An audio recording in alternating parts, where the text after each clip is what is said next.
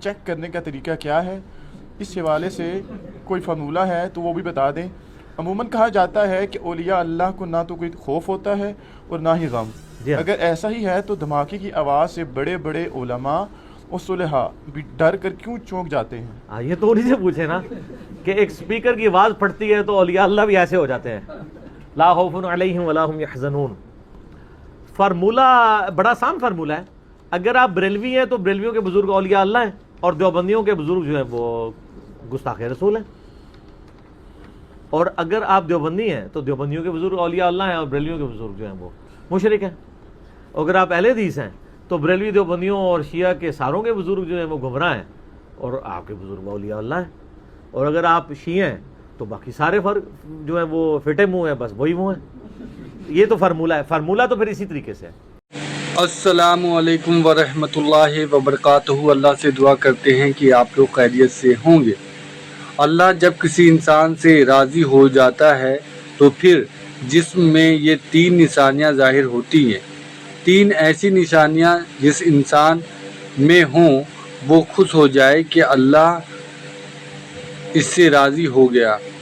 تو اس ویڈیو میں جو ہے اللہ کس سے راضی ہے اس سے متعلق کچھ چیزیں جو ہے سامنے رکھی گئی ہیں، اور اس میں جو ہے بزرگوں کے بارے میں بھی بات ہوئی ہے، جس نے اپنے اپنے بزرگیں بنا کے رکھے ہیں، اور دوسرے کے بزرگوں کی برائی کرے اور اپنے بزرگوں کی برائی نہ کرے، اس سے ریلیٹڈ جو ہے یہ ساری چیزیں جو ہے انجینئر محمد علی مرزا نے اس میں بتائی ہے۔ اور بھی آپ کو کافی ساری چیزیں اس ویڈیو میں دیکھنے کو ملے گا، اور اللہ سے ہم سب یہی دعا کریں کہ اللہ ہم سب کو ہدایت کا راستہ دکھائے، اللہ اور اللہ کے رسول کے بتائے ہوئے راستے پہ ہم سب چلیں، حق بات بولنے، حق بات سننے، حق بات دوسرے تک اللہ پہنچانے کی توفیق عطا فرمائیں۔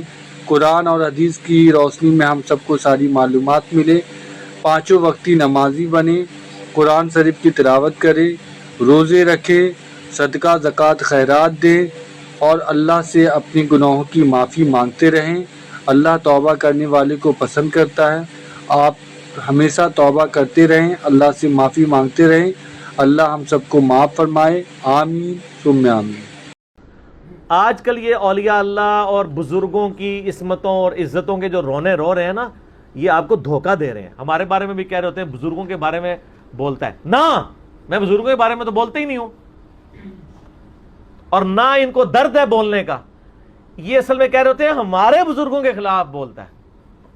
دوسروں بزرگوں کے نام تو یہ کس طرح بگاڑ کے لیتے ہیں۔ ابھی یہ پچھلے دنوں میرا کلپ جو عمران خان صاحب کے بارے میں چڑھا، یہ جو ان کی سٹیٹمنٹ آئی تھی، جس میں میں نے احمد بریلوی صاحب کے ترجمہ پڑھ کے بتایا کہ انہوں نے کیا الفاظ استعمال کیے ہیں قرآن کے ترجمے میں، تو اب نیچے وہ دیوبندی حدیثوں نے کمنٹس کیے ہیں یہ اعلیٰ حضرت نہیں ہے، کالا حضرت ہے۔ تو آپ کے کہنے سے کون سا مان لینا ہے؟ کروڑوں لوگ تو ان کو اعلیٰ حضرت ہی مان رہے ہیں۔ ٹھیک ہو گیا۔ اشرف تھانوی صاحب کو اگر کروڑوں لوگ حکیم الامت مانتے ہیں تو ان سے زیادہ کروڑوں لوگ ان کو کہتے ہیں مریض الامت ہے۔ تو آپ کے ماننے نہ ماننے سے کیا فرق پڑے گا؟ تو یہ اولیاء اللہ اور بزرگوں کا رونا جو ہے نا، یہ رونا چھوڑ دیں، بلکہ آپ قرآن و سنت کی طرف آئیں۔ قرآن و سنت میں میرے بھائی کوئی فارمولہ نہیں ہے کہ دنیا میں آپ کسی کی ولایت کو نبی صلی اللہ علیہ وآلہ وسلم کے جانے کے بعد جج کر سکیں۔ آپ مجھے بتائیں نبی علیہ السلام کی مبارک زندگی میں بھی سورہ التوبہ میں آتا ہے کہ اے نبی، آیت نمبر 100، 101 اور 102، اے نبی علیہ السلام آپ کے اصحاب کے بارے میں یعنی ذکر ہوتا ہے کہ 3 گروہ ہیں۔ فرمایا سابقون الاولون من المہاجرین والانصار، سبقت لے گئے مہاجرین انصار جو سب سے آگے چلے گئے۔ اچھا، اور کہا وہ تو ایمان میں اعلیٰ ترین درجے کے ہیں۔ دوسرا فرمایا کہ مدینے اور ارد گرد کے لوگوں میں پکے منافق ہیں، اور ایسے منافق ہیں جن کو اے نبی تم بھی نہیں جانتے۔ آج کے دور کے وہ اولیاء اللہ ہیں کیونکہ قانوناً وہ صحابی ہیں، اور یہ کہتے ہیں کہ ایک عام صحابی کے پاؤں کی خاک جو ہے نا وہ غوث کتب سے افضل ہے۔ تو ظاہر ہے جب نبی علیہ السلام بھی نہیں جانتے کہ وہ کون ہے تو ظاہر ہے غوث کتب سے افضل ہیں وہ تو اللہ کو پتہ ہے۔ اور تیسرا فرمایا ملے جلے اعمال کرنے والے ہیں، اللہ تعالیٰ ان کو دیکھے گا۔ یعنی مسلمان تو ہیں لیکن ان سے برائیاں بھی ہو رہی ہیں، اچھائیاں بھی ہو رہی ہیں، یعنی کمزور درجے کے مسلمان ہیں. ہمارے ساتھ کمپیئر کرتے ہوئے نہیں، سیدنا ابوبکر، عمر، عثمان و علی رضی اللہ عنہ مجمعین کے ساتھ کمپیئر کرتے ہوئے ان کے ساتھ. تو یہ 3 کیٹیگریز وہاں پہ بھی بیان ہوئی ہیں. آج کے دور میں کوئی شخص کسی کو ولی اس طریقے سے ڈکلیئر نہیں کر سکتا. اس زمانے میں بھی جو اولیاء اللہ تھے نا، ان کو ڈکلیئر کرنا بھی وحی کے ساتھ تھا، اور اگر وحی میں نہیں بتایا گیا تو نہیں پتا. ٹھیک ہو گیا؟ یہ ریکارڈنگ ہو رہی ہے، آپ نے اگر کوشچن کرنا ہے کاؤنٹر لکھ کے دے دیجیے گا، کوئی مسئلہ نہیں. بعد میں آج کی دیر میں ڈیٹ کے اندر کوئی شخص کسی کے بارے میں ولی ہونے کا سرٹیفکیٹ نہیں دے سکتا. صرف حسن ظن ضرور ہم رکھ سکتے ہیں، یعنی میرا حسن ظن ہے کہ امام بخاری، امام مسلم اور باقی ائمہ جو ہیں یہ اولیاء اللہ میں سے ہیں، لیکن سرٹیفکیٹ نہیں. ہمارا صرف حسن ظن ہے، ہم ڈکلیئر نہیں کسی کو کر سکتے. نبی علیہ السلام کے مبارک زمانے میں نہیں تھا ایسا. بخاری اور مسلم دونوں میں حدیث ہے، نبی علیہ السلام کا ایک غلام تھا مدعم، جو آپ صلی اللہ علیہ وسلم کو سفر و حضر میں آپ کے اونٹ کا کجاوا کسا کرتا تھا، وضو کروایا کرتا تھا. جب مر گیا تو صحابہ نے کہا یہ تو سیدھا جنتی ہے. آپ فرمایا تم جنت کی بشارت دے رہے ہو، حالانکہ مجھے اللہ نے دکھایا کہ اس نے مال غنیمت کی ایک چادر چوری کی تھی جو آگ کی بنا کے اس کے اوپر ڈال دی گئی ہے. تو صحابہ کرام گھروں کو دوڑے. اگر کسی نے ایک رسی کا ٹکڑا بھی اٹھایا ہوا تھا نا، یعنی کہ یہ خیر ہے یہ لے جاؤں، وہ واپس جمع کروا دیا. نبی علیہ السلام کو وضو کروانے والا، آپ کی سواری کا کجاوا کسنے والا، اس کی نسبت کام نہیں آئی ہے، اللہ تعالیٰ نے اس کو آگ کی چادر بنا دی ہے. وہ چادر تو آپ اور میں تو اس کو اولیاء اللہ ہی سمجھتے ہیں نا. ٹھیک ہے نا؟ تو یہ اتنا آسان معاملے نہیں ہے جتنے لوگ سمجھ رہے ہوتے ہیں. اذان عصر شروع ہو گئی ہے.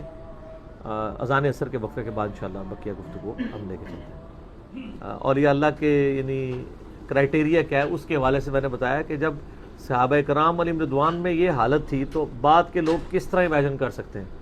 صحیح بخاری میں حدیث ہے، ام العلا کہتی ہیں کہ عثمان بن مظعون رضی اللہ تعالیٰ عنہ ایک بوڑھے صحابی تھے، بیمار ہو گئے تو میں ان کی خدمت کرتی تھی. جب وہ فوت ہو گئے تو میں نے کہا کہ اے عثمان، اللہ کے ہاں تو تیرے لیے جنت ہے. تو نبی علیہ السلام پاس کھڑے تھے تو آپ نے فرمایا تجھے کس نے کہہ دیا؟ ہائے ہائے ہائے ہائے. آپ فرمایا حالانکہ میں اللہ کا رسول ہوں، مجھے نہیں پتا میرے ساتھ کیا ہونا ہے. یہ بخاری کے الفاظ ہیں. تو ام العلا کہتی ہے اس دن کے بعد میں نے تہیہ کر لیا کہ میں کبھی کسی کے بارے میں نہیں کہوں گی کہ یہ جنتی ہے. تسی بے شک کہتے رہو جناب وہ فلانے دے مزار تے بڑا رش ہے، فلانے دے جناب اے ہے، بابا گرو نانک کے بھی مزار پہ رش ہے. تو کیا مان لیں گے ان کی بزرگی کو؟ مزاروں کے رش سے کیا ہوتا ہے؟ میں آپ کو گارنٹی سے کہتا ہوں جناب، آپ یہاں پہ ویسے فرضی قبر بنا کے نا وہاں پہ 100-150 بندہ چھوڑ دینا کرائے کے اوپر کچھ دنوں کے لیے، بس پھر وہاں سے چین ریئیکشن شروع ہو جائے گا، نہ رکنے والا. یہاں کیا سلسلہ چل رہا ہے؟ اسی طریقے سے چل رہا ہے. یہ کوئی گارنٹی نہیں ہے مزار کے اوپر رش ہونا. آپ ذرا چلے جائیں گنگا کے اوپر 30 کروڑ ہندو ہر سال لاتے ہیں، تو گنگا کو بزرگی والا زمزم تو اتنے لوگ نہیں پی رہے ہوتے جتنے گنگا پہ جا کے لوگ نہا رہے ہوتے ہیں. تو اس طرح بزرگی نہیں ہو جاتی ہیں. یعنی علمی دلائل کے ساتھ چلنا چاہیے. اولیاء اللہ کی نشانیاں، یعنی اولیاء اللہ بننے کے لیے آپ کو کیا کرنے کی ضرورت ہے، وہ تو ضرور آپ کہہ سکتے ہیں کہ ہمیں قرآن و سنت نے ایسی تعلیمات دی ہیں. سورۃ الفرقان میں آخر میں جا کے 12 آیات جو آتی ہیں نا، اس میں نے مسئلہ 120 ریکارڈ کروایا تھا، اللہ کے ولیوں کی 12 نشانیاں. ٹھیک ہے، وعباد الرحمن الذین یمشون علی الارض ہونا، وہ والی آیات. اس میں 12 نشانیاں ہیں کہ ایک اللہ کے نیک بندے کو کیسا ہونا چاہیے. تو وہ آپ ظاہر پورا 1 گھنٹہ لگ جائے گا، وہ آپ دیکھیں. لیکن یہ کرائٹیریا ہے صرف اس کی طرف تگو دو کرنے کا. باقی اس کو ڈیفائن کرنا کہ کون ولی بن گیا کون نہیں بنا، وہی کے بغیر ممکن نہیں ہے. نبی علیہ السلام کی خود بخاری مسلم میں حدیث ہے، بعض اوقات تم میرے پاس مقدمہ لے کے آتے ہو، تم میں سے کوئی زیادہ چرب زبان ہوتا ہے تو میں دلائل کی روشنی میں اس کے حق میں فیصلہ کر دیتا ہوں. ٹھیک ہے، حالانکہ وہ نہ حق ہوتا ہے. تو دیکھو اگر میں نے بھی فیصلہ کر دیا تو تم اپنے گھر آگ کا ٹکڑا لے کر جا رہے ہوگے. اگرچہ میں نے تمہارے حق میں فیصلہ کیا، تم تو جانتے ہو کہ تم جھوٹے ہو. نبی علیہ السلام بھی ظاہری شواہد کے اوپر فیصلہ کرتے تھے. صحیح بخاری میں حضرت عمر فاروق رضی اللہ تعالیٰ عنہ کا قول کتاب الشہداء چیپٹر میں ہے کہ جب تک اللہ کے نبی ہم میں موجود تھے تو اللہ تعالیٰ ہمیں وحی کے ذریعے غیبی خبریں دے دیتا تھا. جب سے نبی علیہ السلام دنیا سے چلے گئے، ہم لوگوں کے ظاہری اعمال کے اوپر فیصلہ کریں گے اور ان کے دل کا معاملہ اللہ کے اوپر چھوڑیں گے. اور یار اگر حضرت عمر کا علم غیب، حضرت عمر فاروق کی ولایت یہ ہے تو تمہارے بابے کس کھاتے کے اندر ہیں؟ اور اس میں تو میں اکثر ان کو ایک پھکی دیتا ہوں کہ جی انہوں نے جو کرائٹیریا بنائے ہوئے ہیں جی وہ بزرگ ہمارے دلوں کا حال جان لیتے ہیں، یہ کر لیتے ہیں. میں نے تو بڑا معصومانہ سوال کیا کہ دلوں کا حال تو بہت بڑی بات ہے. میں اپنی میکینیکل انجینئرنگ کا فارمولہ لکھ کے دیتا ہوں کسی بزرگ کو، وہ دیکھ کے پڑھ کے مجھے بتا دے. ہائے ہائے ہائے ہائے ہائے دیکھ کے. ابھی تو میں یہ پوچھوں گا نہیں کہ یہ اس کا مطلب کیا ہے. مطلب تو جس طرح قرآن کا ترجمہ نہیں ان کو آتا وہ بھی نہیں آتا ہوگا. صرف ریسائٹ کر دیں کہ یہ سائنس کون کون سے میں نے ڈالے ہیں. ہمارے تو ایک ایک فارمولے کے اندر 14-15 الفابیٹس آتے ہیں، کچھ لیٹن کے، کچھ گریک کے، کچھ. ان کو تو پتہ ہی کچھ نہیں ہوگا. یہ تو ہم کہہ ہی نہیں رہے کہ میں بتائیں کہ یہ فارمولہ کس چیز کا ہے. وہ تو کبھی یہ سارے مل کے بھی نہیں بتا سکتے. صرف ریسائٹ کر دیں کہ کیا لکھا ہوا ہے. تو اس سب کے سب ان لوگوں کی اس طریقے سے کہانیاں چل رہی ہوتی ہیں. باقی یہ سوال جس نے کیا بہت زبردست ہے کہ اگر اولیاء اللہ کو کوئی خوف بھی نہیں ہے، کوئی غم بھی نہیں ہے، اس کا مطلب یہ لیتے ہیں جو، تو پھر تو جب اولیاء اللہ کے پاس اچانک چھوٹا سا اگر جو ہے وہ پٹاخہ چھوڑا جائے تو ان کو یوں نہیں کرنا چاہیے لا خوف علیہم ولا. ایسے آپ کا کیا خیال ہے، ہوگا کہ نہیں؟ سارے ایسے کریں گے نا؟ کریں، کیوں نہیں کریں گے؟ یہ انسانی جبلت ہے. لا خوف علیہم ولا هم يحزنون سورہ یونس کے اندر آیا ہے الا ان اولیاء اللہ لا خوف علیہم ولا هم يحزنون. یہ آخرت کا معاملہ ہے کہ قیامت والے دن جس نے اللہ کے لیے زندگی گزاری، قیامت والے دن نہ اسے کوئی خوف ہوگا نہ اسے کوئی غم ہوگا. اچھا، دنیا میں اگر اسے کوئی ماننا چاہتا ہے تو اس معاملے میں جس طرح کہ سورہ ہے جو حامیم السجدہ ہے، جسے سورہ فصلت بھی کہتے ہیں، 2 نام ہے نا اس کے سورہ حامیم السجدہ کے، سورہ نمبر وہ 41 ہے. اس میں بھی اللہ تعالیٰ نے اہل ایمان کا ذکر کرتے ہوئے فرمایا، آیت نمبر ہے 30، ان الذین قالوا ربنا اللہ ثم استقاموا، بے شک وہ لوگ جو کہتے ہیں کہ اللہ ہی ہمارا رب ہے، اس کے بعد اس کے اوپر جم جاتے ہیں. تتنزل علیہم الملائکہ، ان پہ فرشتے نازل ہوتے ہیں. اللہ تخافوا، اور کہتے ہیں مت خوف کھاؤ، ولا تحزنوا، مت غم کھاؤ، وابشروا بالجنۃ التي کنتم توعدون، اور خوشی مناؤ اس جنت پہ جس کا تم سے وعدہ کیا گیا ہے. نحن اولیاؤکم فی الحیات الدنیا، ہم دنیا کی زندگی میں تمہارے ساتھی ہیں، وفی الآخرہ، اور آخرت کی زندگی میں. وَلَكُمْ فِيهَا مَا تَشْتَهِي أَنفُسُكُمْ، اور وہاں تمہارے لیے ہر وہ چیز ہے جو تمہارے نفس چاہیں گے. وَلَكُمْ فِيهَا مَا تَدَّعُونَ، اور ہر وہ چیز ہے جس کا تم سے وعدہ کیا گیا ہے. نُزُلًا مِّن غَفُورٍ رَحِيمٍ، یہ مہمان نوازی ہوگی بخشنے والے مہربان کی طرف سے. یعنی موت کے وقت فرشتے ان کے اوپر، وہ تو ابو داؤد میں آپ کو ڈیٹیل احادیث ملیں گی، سنن نسائی میں بھی، کہ جب مومن کی روح نکل رہی ہوتی ہے اس وقت اس کے پاس فرشتے کی شکل میں آتے ہیں اور اس کو بشارت جنت کی وہیں سے ملنی شروع ہو جاتی ہے. تو اور دنیا کی زندگی سے مراد اگر موت کے علاوہ عام زندگی ہے تو اس میں کوئی بندہ دیکھ کے تو نہیں بتا سکتا کہ اس وقت اس کے ساتھ فرشتے اٹیچ ہیں. جس طرح یہاں پہ قرآن کی محفل ہے، صحیح مسلم میں حدیث ہے جہاں پہ لوگ قرآن کی تدریس کے لیے جمع ہوتے ہیں، تو اس محفل کو جو ہے وہ آسمان تک فرشتے اپنے پروں سے ڈھانپ لیتے ہیں. جو وہ ذکر کی محفلیں کہہ رہے ہوتے ہیں وہ اللہ ہو کی، وہ قرآن کا ذکر ہے، اس میں الفاظ ہیں. تو وہ اب ہمارا ایمان ہے کہ ہے ایسا، لیکن دیکھا تو کسی نے نہیں ہے. اسی طریقے سے یہ ساری چیزیں غیب سے تعلق رکھتی ہیں. کسی کے بارے میں ولی ڈکلیئر کرنا، سر یہ تو آپ وثوق کے ساتھ، سوائے ان لوگوں کے جن کو اللہ کے نبی علیہ السلام نے وضاحت کے ساتھ کہہ دیا، جیسے بخاری کی حدیث ہے اصحاب بدر کی اگلی پچھلی ساری خطائیں اللہ نے معاف کر دی ہیں، چاہے جو مرضی کریں. یا اصحاب شجرہ کے بارے میں مسلم شریف میں حدیث ہے جنہوں نے درخت کے نیچے بیعت کی تھی ان کو آگ نہیں چھوئے گی. یا ایک مجلس میں 10 صحابہ کو جنت کی بشارت ملی، ابو بکر، عمر، عثمان، علی، طلحہ، زبیر، عبد الرحمن بن عوف، سعد بن ابی وقاص، ابو عبیدہ بن جرح اور سعید بن زید. ایک اس طریقے سے بخاری میں حدیث ہے جس نے زمین پہ چلتا پھرتا کوئی جنتی دیکھنا ہے عبداللہ ابن السلام کو دیکھ لو. تو اس طرح جو اسپیسیفک ہے وہ علیحدہ بات ہے. باقی تو آپ وثوق کے ساتھ کسی کے بارے میں بھی نہیں کہہ سکتے. اتنے بڑے بڑے لوگ ہیں کہ ایک طرف کے لوگ ان کو اولیاء اللہ کہتے ہیں، دوسرے کہتے ہیں یہ شیطان کے امام ہیں، شیطان کے بھی امام ہیں. آپ دیکھیں امام سبکی اور امام ابن تیمیہ دونوں ایک زمانے کے ہیں. اہل حدیث ابن تیمیہ کو شیخ الاسلام کہتے ہیں، اور ادر دین اہل حدیث سارے کے سارے امام سبکی کو شیخ الاسلام کہتے ہیں. اور دونوں نے ایک دوسرے کے خلاف کتابیں لکھی ہوئی ہیں، بیک وقت دونوں شیخ الاسلام ہیں. آج آپ دیکھ لیں کتنے شیخ الاسلام ہیں پاکستان کے اندر، آج کے بھی نہیں سنبھالے جا رہے، اس زمانے میں بھی اسی طرح تھے. تو ایک کا شیخ الاسلام ہوتا ہے، دوسرے کا زندیق ہوتا ہے. دوسرے کا شیخ الاسلام ہوتا ہے، پہلے والے کا وہ زندیق ہوتا ہے. تو یہ کوئی کرائٹیریا نہیں ہے. اولیاء اللہ آپ ضرور بن سکتے ہیں، لیکن قیامت والے دن ہی آپ کو پتہ چلے گا یا موت کے وقت. اس وقت تک تو غیب کے پردے میں اللہ نے رکھا ہے. ان الذین یخشون ربهم بالغیب لہم مغفرۃ واجر کبیر. ٹھیک ہے, کوئی بھی شخص اپنے موت کے وقت تک اپنے ایمان کے حوالے سے مطمئن نہیں ہو سکتا. سنن طبرانی میں حدیث ہے, ایک تابعی کہتے ہیں میں سیدنا ابو درداء کو ملنے کے لیے گیا تو وہ اس وقت نفلی نماز گھر میں پڑھ رہے تھے اور تشہد میں بیٹھے ہوئے وہ بار بار دعا مانگ رہے تھے, اللہم انی اعوذ بک من النفاق, اے اللہ میں نفاق سے تیری پناہ میں آتا ہوں.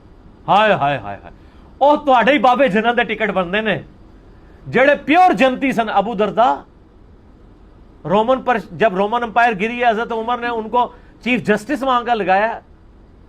ٹھیک ہے, اصحاب جو صفہ تھے ان میں سے ڈومیننٹ صحابی,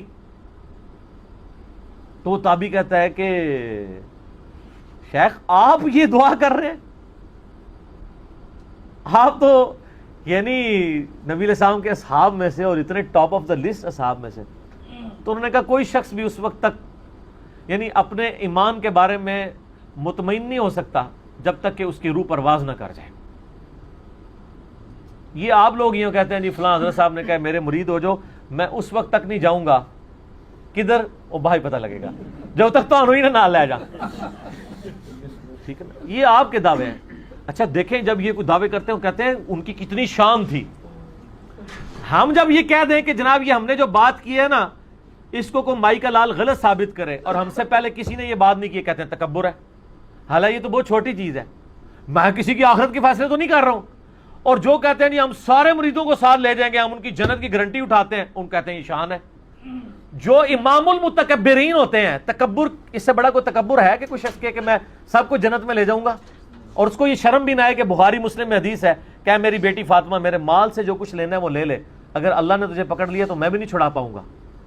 جنتی عورتوں کی سردار کو نبی علیہ السلام یہ کہہ رہے ہیں, اصل میں ان کو نہیں کہہ رہے تھے, آپ کو کہہ رہے تھے کہ تم لوگ کس جو ہے وہ کھیت کی مولی ہو, باغ کی نہیں. مولی کھیت کے اندر ہوتی ہے. اتنی اکڑ ہے تمہارے اندر. تو یہ متکبرین کے جملے بول سکتے ہیں, اور جب جن کے جتنے بڑے جملے ہوتے ہیں کہتے ہیں اتنی اونچی شان ہے. ہم کوئی بات کر دیں کہتے ہیں تکبر ہے, حالانکہ ہم